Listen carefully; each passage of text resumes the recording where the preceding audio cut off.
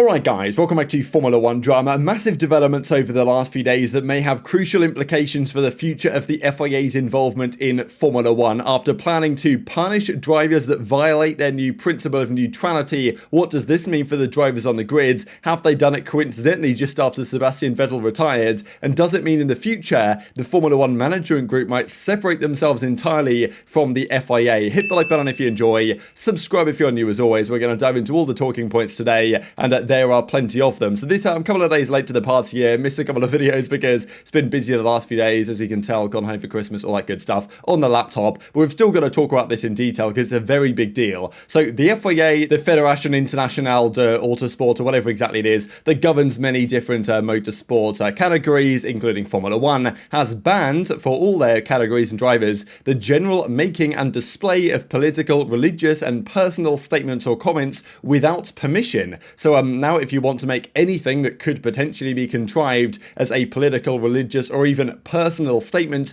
you've got to get permission from the governing body to do that. So the FIA will now punish those. Now it's unclear how they will punish them exactly. If you guys followed the World Cup at all, you guys might know that FIFA said that they would clamp down on any political statements made in Qatar. Some of the teams, including the English football team, were planning to run out with these kind of rainbow armbands, and then FIFA said, well, if you do that, we're going to give you a yellow card. And then the FA, the English FA, then backed down and said, no, we're not willing to do that. And therefore pulled out of making their message that would have been even stronger had they have done it and actually got punished. But, you know, that's a story for another day. And now the FIA are following in very similar footsteps, headed, of course, by Mohammed Ben Sulayem and those decision makers over there. So they've now got a new general principle of neutrality where their drivers won't be allowed to effectively have the freedom that they've enjoyed before. Now, you know, to a certain extent, this was stated before that you can't kind of, you know, they want to protect political opinion, stuff like this. But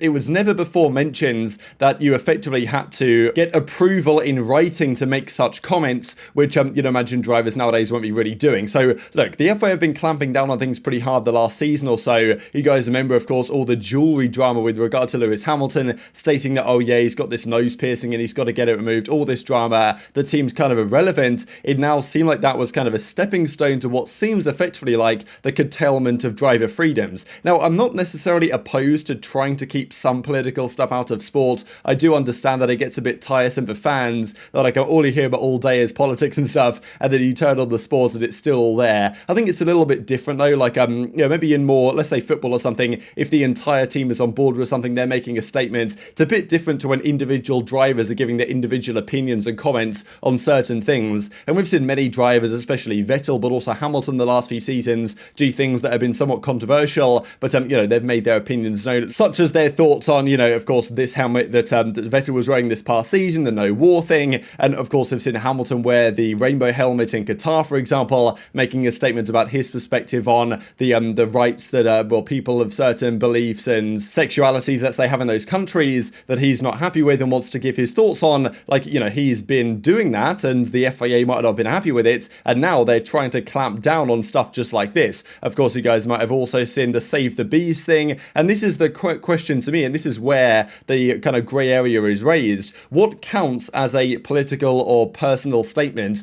and what crosses the line in terms of being, you know, breaking the general principle of neutrality? Very tough to say. If Vettel wants to come out and say Save the Bees, surely there's no problem with that, right? But at the end of the day, this is now making a personal statement. So what isn't making a personal statement? Like, it seems to me they're being incredibly vague deliberately so they can clamp down on practically anything in whatever way they so choose. Like, it feels today that the drivers really have more freedom to say what they like than has been the case in many years in Formula 1, and now the governing body is trying to clamp down on it and effectively following in what FIFA did for the World Cup. And this is, you know, obviously they got a lot of backlash, FIFA, for the direction they've taken, and the FIA are now doing the same thing. And even Will Buxton, who I usually think is a bit of an NPC, to be honest, on topics like this, you know, he's actually called them out harshly and made some very interesting points. Now, he doesn't work for the FIA, he works for kind of like generally the Formula 1 management group, but it just adds more fuel to the fire of the friction between not just the drivers and the teams in the governing body, the FIA, but also the people who own and run Formula 1 and the governing body in the FIA. There has been some growing sentiment over the last couple of years that, do we need the FIA? Can we do the management stuff ourselves and come up with, you know, an internal way to to do it and make that work between the teams. And this might be another kind of something that pushes along those lines. And even Will Buxton makes a quite interesting point that by restricting the freedom of speech of the competitors, that is in its own way a political statement, especially when you can certainly look at this and say, okay, well, why would they want to curtail the freedom of the drivers to make points on political issues? Could it potentially be because, you know, there's a lot of money coming in from certain nations that are hosting certain races nowadays, and plenty of races at that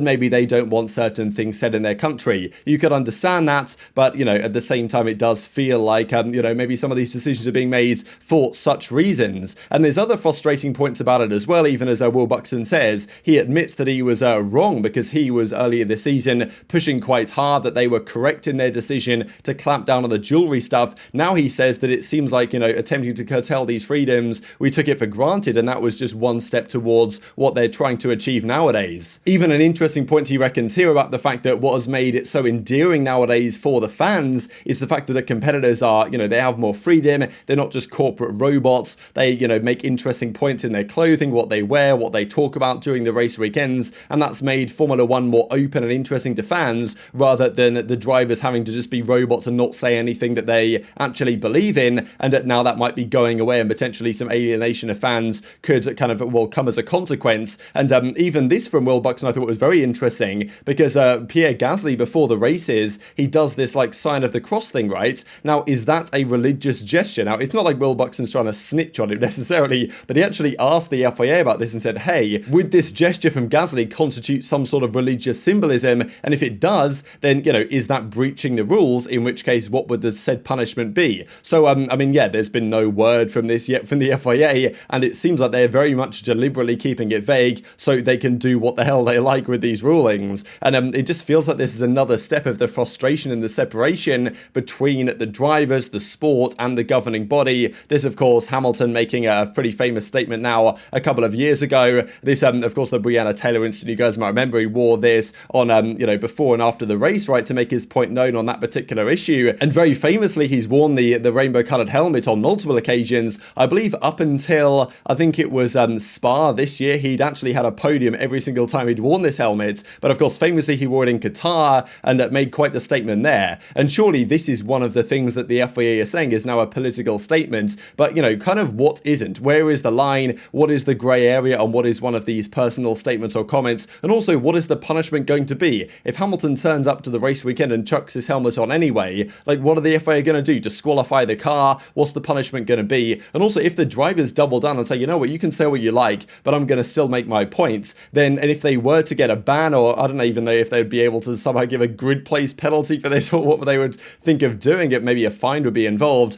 But, you know, even if that was to be the case, that would even make the statements that certain drivers are trying to make even stronger than arguably they already are. And we know that Hamilton's in the last few years of his career anyway, he probably won't mind taking a bit of a fine or whatever to still get his points across. And it is interesting that this ruling comes through just after Vettel retired, who, you know, would basically be breaking these rules every single weekends and more than likely wouldn't be stopping just for something like this. So, you know, and even a great point for many different writers suggesting that, you know what, if the FIA thinks that they're being a force for good in the sport, then they've got to back those statements up rather than, well, having the grave error in following in FIFA's footsteps over the last few months. Hardly seems like any progress at all is being made by the FIA here. And even I thought this was interesting from Hamilton, right? He spoke up recently, just a couple of days ago, on his private Instagram, but of course he doesn't have to get permission by the FIA to make comment on his private Instagram. But, you know, where is the line drawn there in terms of what the FIA is allowed to control, what the drivers have to say, talking about the racism experienced by a couple of the French players, and, you know, saying it's unacceptable, disgusted but not surprised, making a statement on this. But, you know, anything like this effectively on the grid, or even outside the grid, who knows, constitutes an offence now, a punishable offence by the FIA's new regulations. So I'm sure the drivers aren't going to be happy about this. We don't really have any statements yet by the drivers themselves about this, but there's been, you know, a history of this stuff for years, and the drivers have been progressively getting more freedom and more willing to talk about certain issues over the last several years with the change in management and stuff like this. And I think it's been good in general for the sport, but nonetheless, we now find ourselves in a spot where we seem to be going backwards massively, and I'm sure that there's frustrations all across the board about this, as there has been from the fans as well. So that's pretty much the breakdown as it stands. Very much intrigued to your thoughts on all this in the comment section below. What does the future hold for these topics as well? And do you expect Hamilton Hamilton or other drivers, of course, to be getting significant fines and penalties for something they've been doing regardless for the last several years. Hit the like button if you enjoyed, subscribe if you're new, take care, and I'll see you next time.